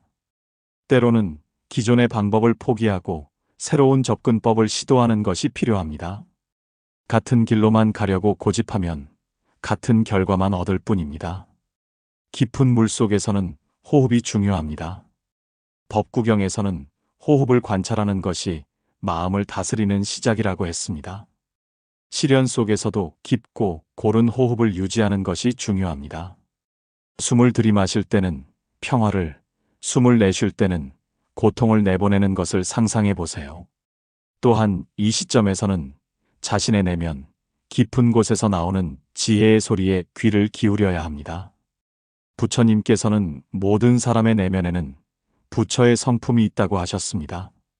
아무리 어려운 상황에서도 우리 내면에는 길을 찾을 수 있는 지혜가 있습니다. 외부의 소음에 귀를 기울이지 말고 내면의 고요한 목소리에 집중하세요. 깊은 물 속에서 만나는 것은 절망만이 아닙니다. 거기에는 또한 진정한 자신이 있습니다. 모든 가면과 허울이 벗겨진 날것의 자신, 그 자신을 마주하는 것이 두려울 수 있지만 그것은 또한 해방의 시작이기도 합니다. 부처님께서는 진실을 마주하는 자가 자유를 얻는다고 하셨습니다. 한 중년 남성이 사업 실패와 이혼으로 인생의 밑바닥을 경험했습니다. 모든 것을 잃고 혼자 남겨진 그는 자신의 과거를 돌아보며 진정한 자신이 누구인지 성찰했습니다. 성공했을 때의 오만함, 실패했을 때의 절망감, 그 모든 것을 있는 그대로 받아들이며 새로운 자신을 발견했습니다. 깊은 물 속에서는 또한 연민을 배웁니다. 자신의 고통을 통해 다른 사람들의 고통을 이해하게 되고 그들에 대한 연민이 생겨납니다. 부처님께서는 자신의 고통을 알면 남의 고통도 알게 된다고 하셨습니다. 이 연민은 우리를 더 깊은 인간으로 만들어줍니다. 희망이 보이지 않는 순간에도 포기하지 마세요. 부처님께서는 어둠이 깊을수록 빛은 더 밝게 보인다고 하셨습니다. 지금 당신이 느끼는 절망의 깊이만큼 곧 느끼게 될 희망의 밝기도 클 것입니다. 강의 가장 깊은 곳을 지나야 비로소 건너편의 얕은 물가에 도달할 수 있습니다. 드디어 건너편의 물가가 보이기 시작합니다. 발밑의 바닥이 다시 느껴지고 물살도 점점 잔잔해집니다. 하지만 이 순간이야말로 가장 조심해야 할 때입니다. 부처님께서는 목적지가 보인다고 해서 방심하지 말라고 하셨습니다. 마지막 순간까지 정신을 차려야 합니다. 시련의 끝이 보일 때 우리는 종종 성급해집니다. 빨리 이 모든 것을 끝내고 싶어 하며 마지막 단계를 소홀히 합니다. 하지만 법구경에서는 끝까지 가지 않으면 시작하지 않은 것과 같다고 했습니다. 시련을 완전히 극복하기 위해서는 마지막까지 최선을 다해야 합니다. 또한 이 시점에서는 감사의 마음을 갖는 것이 중요합니다. 부처님께서는 감사하는 마음이 모든 공덕의 근본이라고 하셨습니다. 시련을 겪으면서 도움을 준 사람들, 가르침을 준 경험들, 그리고 자신의 내면에서 찾은 힘에 대해 감사해야 합니다. 한 여성이 오랜 투병 생활을 끝내고 건강을 회복했습니다. 처음에는 단순히 기쁨만 느꼈지만 시간이 지나면서 그 시련을 통해 얻은 것들을 발견했습니다. 생명의 소중함, 가족의 사랑, 친구들의 우정, 그리고 자신의 내면에 있던 강인함을 알게 되었습니다. 그녀는 그 모든 것에 감사하며 새로운 삶을 시작했습니다. 시련을 극복하는 과정에서 우리는 많은 것을 배웁니다. 부처님께서는 모든 경험은 스승이다라고 하셨습니다. 고통스러운 경험일수록 더 깊은 가르침을 줍니다. 이제 그 가르침을 정리하고 다른 사람들과 나누어야 할 때입니다. 피안에 도달한다는 것은 단순히 문제가 해결되는 것만을 의미하지 않습니다. 그것은 새로운 자신으로 태어나는 것을 의미합니다. 부처님께서는 연꽃이 진흙에서 피어나듯이 지혜는 고통에서 피어난다고 하셨습니다. 시련을 통해 우리는 더 깊은 이해와 더 큰 연민을 얻게 됩니다. 고요한 강을 건넌다는 것은 평온한 마음으로 시련을 극복한다는 뜻입니다. 분노나 원망 없이, 절망이나 자포자기 없이 오직 지혜와 자비로 어려움을 극복하는 것입니다. 부처님께서는 마음이 고요하면 모든 것이 고요하다고 하셨습니다. 이제 당신은 강을 건넜습니다. 뒤를 돌아보면 그 넓고 깊었던 강물이 보입니다. 그것은 여전히 흐르고 있지만 더 이상 당신을 막을 수 없습니다. 당신은 그것을 건널 수 있는 힘과 지혜를 갖추었기 때문입니다. 하지만 부처님께서는 자신만 건너면 되는 것이 아니다라고 하셨습니다. 진정한 깨달음은 자신의 구원에서 끝나는 것이 아니라 다른 사람들의 구원으로 이어져야 합니다. 당신이 얻은 경험과 지혜를 다른 사람들과 나누어야 합니다. 어떤 사람이 당신과 같은 시련을 겪고 있을 때 당신의 이야기가 그에게 등불이 될 수 있습니다. 당신이 걸어온 길이 그에게 희망이 될 수 있습니다. 부처님께서는 자신의 깨달음을 나누는 것이 진정한 자비라고 하셨습니다. 피안에 도달한 지금 당신은 완전히 새로운 사람이 되었습니다. 같은 몸이지만 다른 마음을, 같은 이름이지만 다른 정신을 갖게 되었습니다. 이제 당신은 어떤 강이 앞을 가로막아도 건널 수 있는 지혜와 용기를 갖추었습니다. 우리는 각자의 강가에 서 있습니다. 그 강물은 때로는 잔잔하게, 때로는 경랑처럼 흘러가고 우리는 그 앞에서 망설이며 서 있습니다. 건너편에는 우리가 그토록 갈망하는 것들이 있습니다. 평화로운 마음, 진정한 행복, 깨달음의 빛이 있습니다. 부처님께서는 이렇게 말씀하셨습니다. 모든 괴로움의 원인은 무명에서 비롯되고 모든 행복의 근원은 지혜에서 나온다. 우리가 마주한 시련이라는 강물 역시 무명에서 비롯된 것일 수 있습니다. 우리가 보는 것이 전부가 아니라는 것을, 우리가 느끼는 고통이 영원하지 않다는 것을 아직 깨닫지 못했기 때문입니다. 시련은 우리 삶에 예고 없이 찾아옵니다. 사랑하는 사람과의 이별, 건강의 상실, 경제적 어려움, 꿈의 좌절. 이런 순간들 앞에서 우리는 무력감을 느끼고, 때로는 분노하고, 때로는 절망합니다. 마치 급류 앞에 선 나그네처럼 어떻게 건너야 할지 모르는 채로 발을 동동 구르게 됩니다. 하지만 부처님께서는 우리에게 이런 말씀을 남기셨습니다. 고통은 피할 수 없지만 괴로움은 선택할 수 있다. 시련 그 자체는 우리가 통제할 수 없는 것들입니다. 비가 오는 것을 막을 수 없고 계절이 바뀌는 것을 멈출 수 없듯이 인생의 변화와 시련을 완전히 피할 수는 없습니다. 하지만 그 시련을 어떻게 바라보고 어떻게 받아들이고 어떻게 극복할지는 우리의 선택입니다. 강물 앞에서 두려워하는 것은 자연스러운 일입니다. 물의 깊이를 알 수 없고 물살의 세기를 가늠할 수 없기 때문입니다. 하지만 그 두려움에 압도당해 영원히 강가에만 머물 수는 없습니다. 건너편에 있는 것들을 포기할 수도 없고 현재의 자리에서 만족할 수도 없기 때문입니다. 법구경에서는 이렇게 말합니다. 물방울이 모여 바다를 이루듯이 작은 선행이 모여 큰 복을 이룬다. 시련을 극복하는 것도 마찬가지입니다. 한 번에 거대한 강을 건너려고 하지 말고 한 걸음씩, 한 호흡씩 나아가는 것입니다. 매일 조금씩 용기를 내고 매일 조금씩 지혜를 쌓고 매일 조금씩 마음을 다스리는 것입니다. 강물은 언제나 흐르고 있습니다. 그것은 변화의 상징이기도 합니다. 우리의 시련도 마찬가지입니다. 아무리 큰 고통이라도, 아무리 깊은 절망이라도 그것은 영원하지 않습니다. 강물이 흘러가듯이 우리의 괴로움도 흘러갈 것입니다. 다만 우리가 그 흐름을 이해하고 그 흐름에 맞서지 않고 함께 흘러가는 지혜를 배워야 합니다.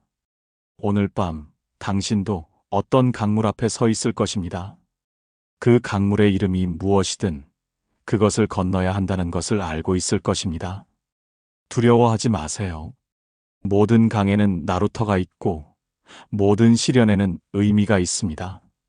강을 건너기 위해서는 먼저 마음의 준비가 필요합니다. 부처님께서는 자기 자신이 자신의 주인이다.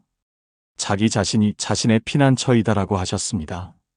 시련 앞에서 우리가 의지할 수 있는 것은 궁극적으로 우리 자신의 마음뿐입니다. 마음의 준비란 무엇일까요? 그것은 먼저 현실을 있는 그대로 받아들이는 것입니다. 부처님의 첫 번째 성제인 고성제는 삶에는 고통이 있다는 것입니다.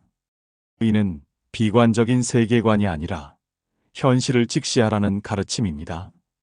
우리가 고통을 부정하고 회피하려 할 때 그 고통은 더욱 커집니다.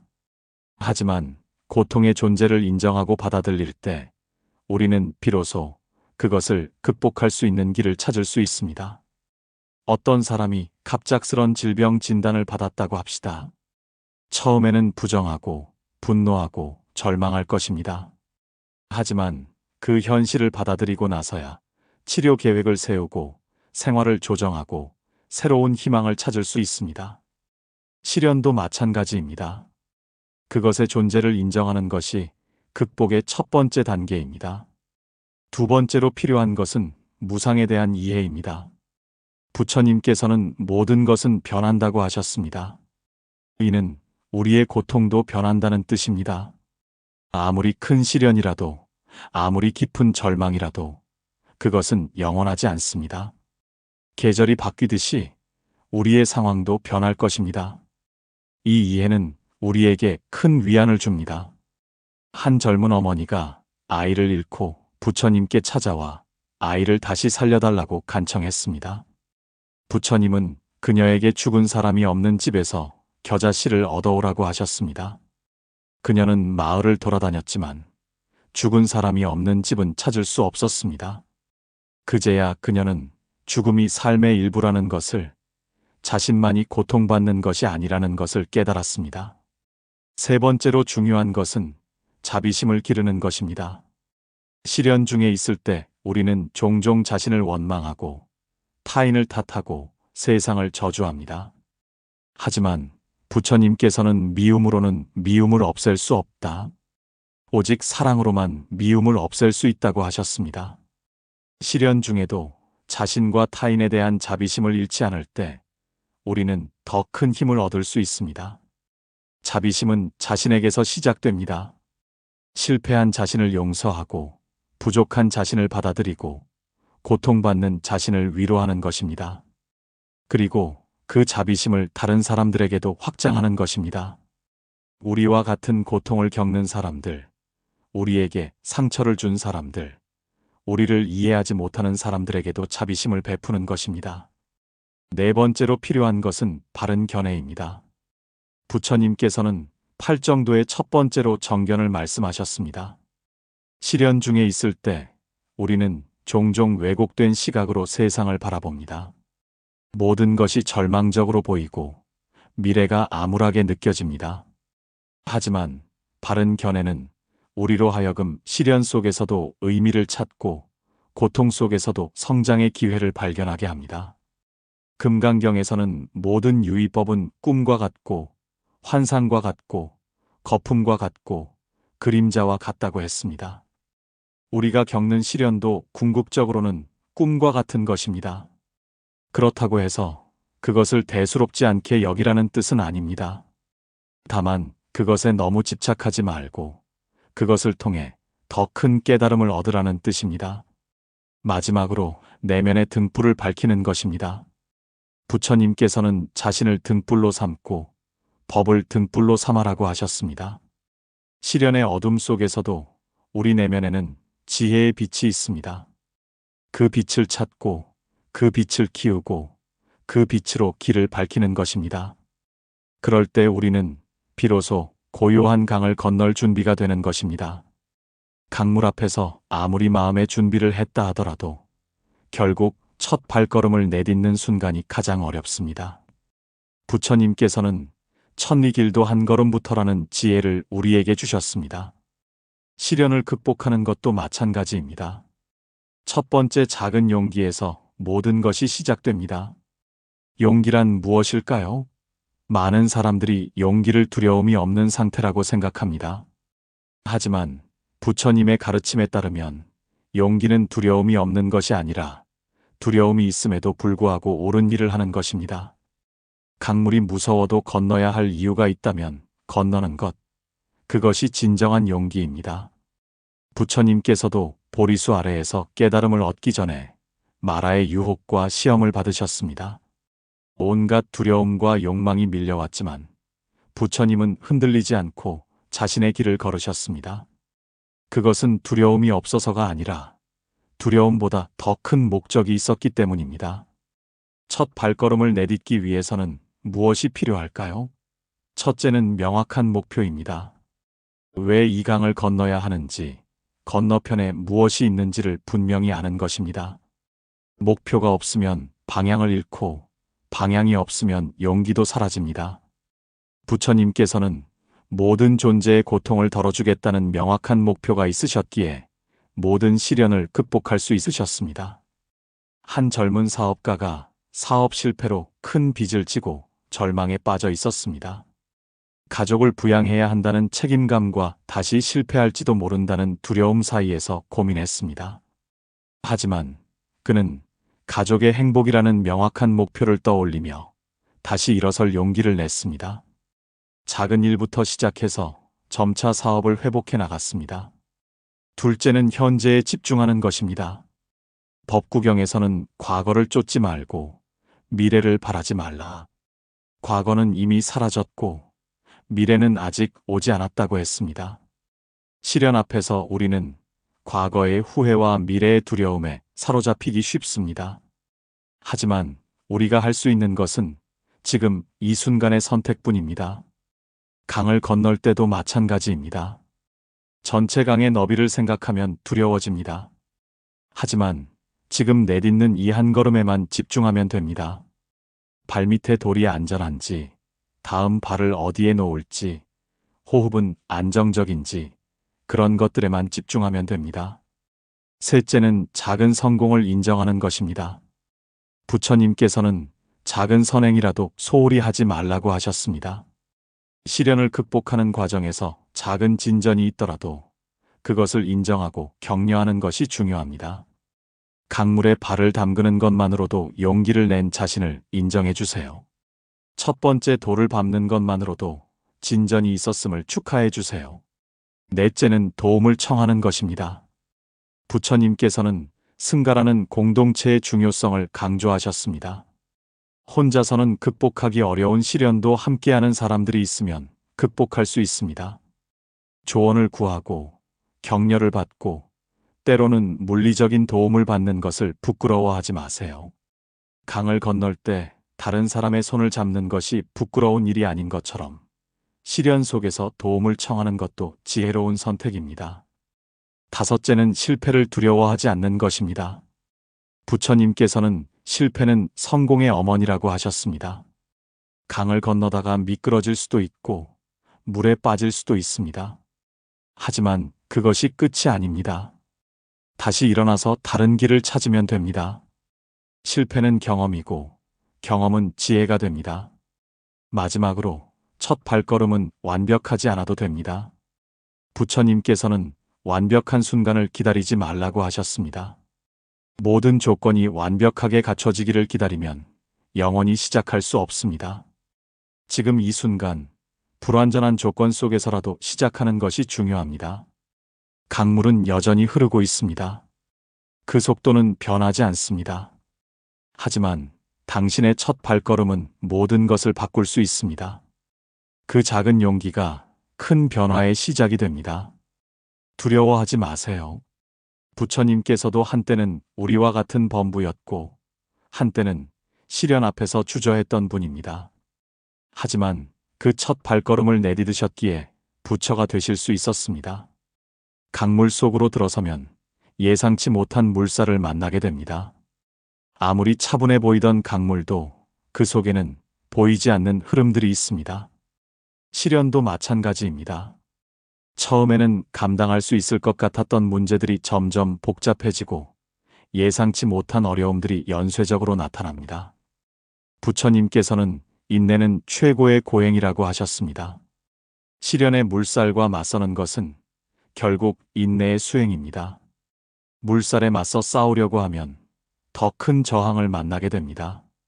하지만 물의 흐름을 이해하고 그 흐름에 맞춰 움직이면서도 자신의 방향을 잃지 않는 것, 그것이 지혜로운 대처법입니다.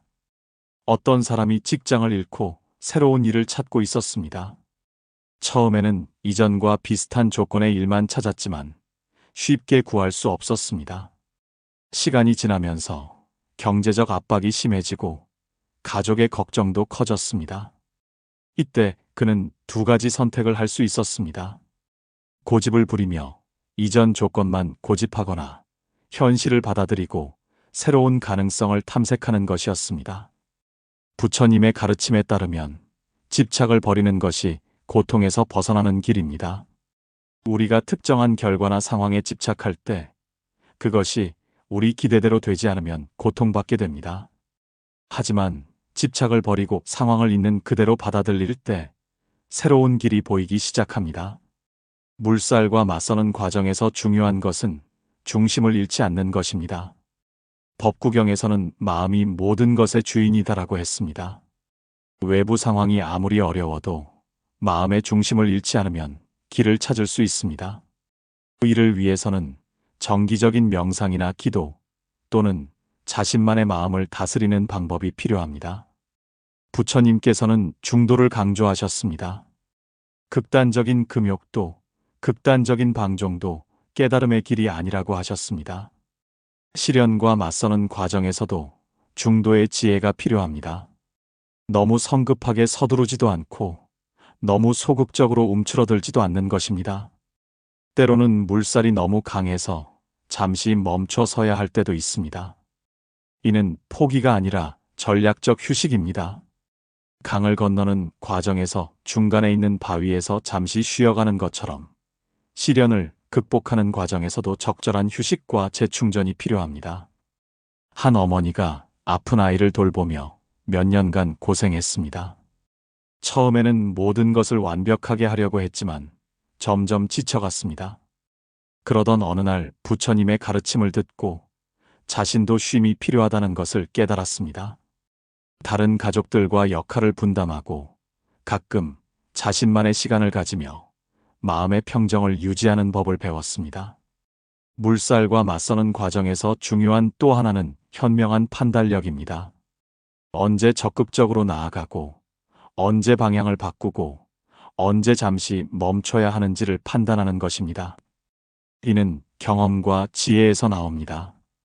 부처님께서는 지혜로운 자는 때를 안다고 하셨습니다. 또한 물살 속에서는 불필요한 짐을 버려야 합니다.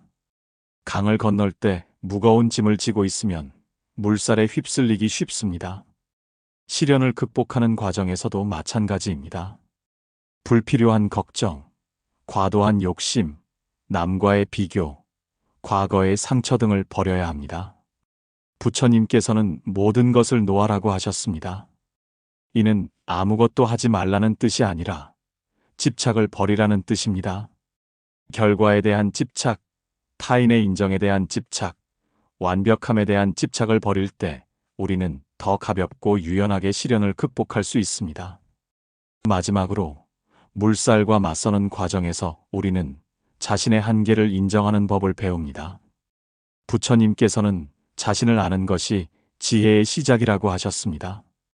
우리는 무엇이든 할 수 있는 완전한 존재가 아닙니다. 하지만 동시에 우리는 생각보다 강한 존재이기도 합니다. 이 두 가지 진실을 모두 받아들일 때 우리는 진정한 지혜를 얻을 수 있습니다. 물살은 여전히 거셉니다. 하지만 당신은 더 이상 그 물살을 두려워하지 않습니다. 그것과 함께 춤을 추는 법을 배웠기 때문입니다. 강을 건너는 과정에서 가장 어려운 순간은 중간 지점입니다. 출발점도 멀어졌고 목적지도 아직 멀게 느껴집니다. 발밑에 바닥이 보이지 않는 깊은 물 속에서 우리는 절망과 희망의 경계에 서게 됩니다. 부처님께서는 이런 순간에 대해 가장 어두운 순간이 새벽 직전이다라고 하셨습니다. 시련의 한가운데에서 우리는 종종 왜 나만 이런 일을 당하는가라고 묻습니다. 주변의 다른 사람들은 평온해 보이는데 자신만 큰 고통을 겪고 있는 것 같이 느껴집니다. 하지만 부처님께서는 모든 존재는 고통을 겪는다고 하셨습니다. 고통은 삶의 보편적인 경험이며 당신 혼자만의 것이 아닙니다. 어떤 젊은 여성이 난치병 진단을 받고 절망에 빠져 있었습니다. 치료 과정은 길고 고통스러웠고 미래에 대한 불안감이 그녀를 짓눌렀습니다. 그녀는 왜 하필 나일까라는 질문에 사로잡혀 있었습니다. 하지만 병원에서 자신과 같은 처지의 다른 환자들을 만나면서 고통이 자신만의 것이 아니라는 것을 깨달았습니다. 오히려 서로 격려하고 도우며 희망을 찾아갔습니다. 깊은 물 속에서 우리가 잃지 말아야 할 것은 바로 신념입니다. 부처님께서는 믿음이 있는 자는 길을 잃지 않는다고 하셨습니다.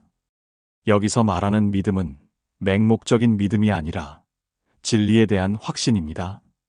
고통에는 원인이 있고 그 원인을 제거하면 고통도 사라진다는 사성제의 가르침에 대한 믿음입니다. 절망의 순간에 우리는 종종 모든 것을 포기하고 싶어집니다. 하지만 부처님께서는 포기는 패배가 아니라 새로운 시작이다라고 하셨습니다. 때로는 기존의 방법을 포기하고 새로운 접근법을 시도하는 것이 필요합니다. 같은 길로만 가려고 고집하면 같은 결과만 얻을 뿐입니다. 깊은 물 속에서는 호흡이 중요합니다. 법구경에서는 호흡을 관찰하는 것이 마음을 다스리는 시작이라고 했습니다. 시련 속에서도 깊고 고른 호흡을 유지하는 것이 중요합니다. 숨을 들이마실 때는 평화를, 숨을 내쉴 때는 고통을 내보내는 것을 상상해 보세요. 또한 이 시점에서는 자신의 내면, 깊은 곳에서 나오는 지혜의 소리에 귀를 기울여야 합니다. 부처님께서는 모든 사람의 내면에는 부처의 성품이 있다고 하셨습니다. 아무리 어려운 상황에서도 우리 내면에는 길을 찾을 수 있는 지혜가 있습니다. 외부의 소음에 귀를 기울이지 말고 내면의 고요한 목소리에 집중하세요. 깊은 물 속에서 만나는 것은 절망만이 아닙니다. 거기에는 또한 진정한 자신이 있습니다. 모든 가면과 허울이 벗겨진 날것의 자신, 그 자신을 마주하는 것이 두려울 수 있지만 그것은 또한 해방의 시작이기도 합니다. 부처님께서는 진실을 마주하는 자가 자유를 얻는다고 하셨습니다. 한 중년 남성이 사업 실패와 이혼으로 인생의 밑바닥을 경험했습니다. 모든 것을 잃고 혼자 남겨진 그는 자신의 과거를 돌아보며 진정한 자신이 누구인지 성찰했습니다. 성공했을 때의 오만함, 실패했을 때의 절망감, 그 모든 것을 있는 그대로 받아들이며 새로운 자신을 발견했습니다. 깊은 물 속에서는 또한 연민을 배웁니다. 자신의 고통을 통해 다른 사람들의 고통을 이해하게 되고 그들에 대한 연민이 생겨납니다. 부처님께서는 자신의 고통을 알면 남의 고통도 알게 된다고 하셨습니다. 이 연민은 우리를 더 깊은 인간으로 만들어줍니다. 희망이 보이지 않는 순간에도 포기하지 마세요. 부처님께서는 어둠이 깊을수록 빛은 더 밝게 보인다고 하셨습니다. 지금 당신이 느끼는 절망의 깊이만큼 곧 느끼게 될 희망의 밝기도 클 것입니다. 강의 가장 깊은 곳을 지나야 비로소 건너편의 얕은 물가에 도달할 수 있습니다. 드디어 건너편의 물가가 보이기 시작합니다. 발밑의 바닥이 다시 느껴지고 물살도 점점 잔잔해집니다. 하지만 이 순간이야말로 가장 조심해야 할 때입니다. 부처님께서는 목적지가 보인다고 해서 방심하지 말라고 하셨습니다. 마지막 순간까지 정신을 차려야 합니다. 시련의 끝이 보일 때 우리는 종종 성급해집니다. 빨리 이 모든 것을 끝내고 싶어 하며 마지막 단계를 소홀히 합니다. 하지만 법구경에서는 끝까지 가지 않으면 시작하지 않은 것과 같다고 했습니다. 시련을 완전히 극복하기 위해서는 마지막까지 최선을 다해야 합니다. 또한 이 시점에서는 감사의 마음을 갖는 것이 중요합니다. 부처님께서는 감사하는 마음이 모든 공덕의 근본이라고 하셨습니다. 시련을 겪으면서 도움을 준 사람들, 가르침을 준 경험들, 그리고 자신의 내면에서 찾은 힘에 대해 감사해야 합니다. 한 여성이 오랜 투병 생활을 끝내고 건강을 회복했습니다. 처음에는 단순히 기쁨만 느꼈지만 시간이 지나면서 그 시련을 통해 얻은 것들을 발견했습니다. 생명의 소중함, 가족의 사랑, 친구들의 우정, 그리고 자신의 내면에 있던 강인함을 알게 되었습니다. 그녀는 그 모든 것에 감사하며 새로운 삶을 시작했습니다. 시련을 극복하는 과정에서 우리는 많은 것을 배웁니다. 부처님께서는 모든 경험은 스승이다라고 하셨습니다. 고통스러운 경험일수록 더 깊은 가르침을 줍니다. 이제 그 가르침을 정리하고 다른 사람들과 나누어야 할 때입니다. 피안에 도달한다는 것은 단순히 문제가 해결되는 것만을 의미하지 않습니다. 그것은 새로운 자신으로 태어나는 것을 의미합니다. 부처님께서는 연꽃이 진흙에서 피어나듯이 지혜는 고통에서 피어난다고 하셨습니다. 시련을 통해 우리는 더 깊은 이해와 더 큰 연민을 얻게 됩니다. 고요한 강을 건넌다는 것은 평온한 마음으로 시련을 극복한다는 뜻입니다. 분노나 원망 없이, 절망이나 자포자기 없이 오직 지혜와 자비로 어려움을 극복하는 것입니다. 부처님께서는 마음이 고요하면 모든 것이 고요하다고 하셨습니다. 이제 당신은 강을 건넜습니다. 뒤를 돌아보면 그 넓고 깊었던 강물이 보입니다. 그것은 여전히 흐르고 있지만 더 이상 당신을 막을 수 없습니다. 당신은 그것을 건널 수 있는 힘과 지혜를 갖추었기 때문입니다. 하지만 부처님께서는 자신만 건너면 되는 것이 아니다라고 하셨습니다. 진정한 깨달음은 자신의 구원에서 끝나는 것이 아니라 다른 사람들의 구원으로 이어져야 합니다. 당신이 얻은 경험과 지혜를 다른 사람들과 나누어야 합니다. 어떤 사람이 당신과 같은 시련을 겪고 있을 때 당신의 이야기가 그에게 등불이 될 수 있습니다. 당신이 걸어온 길이 그에게 희망이 될 수 있습니다. 부처님께서는 자신의 깨달음을 나누는 것이 진정한 자비라고 하셨습니다. 피안에 도달한 지금 당신은 완전히 새로운 사람이 되었습니다. 같은 몸이지만 다른 마음을, 같은 이름이지만 다른 정신을 갖게 되었습니다. 이제 당신은 어떤 강이 앞을 가로막아도 건널 수 있는 지혜와 용기를 갖추었습니다.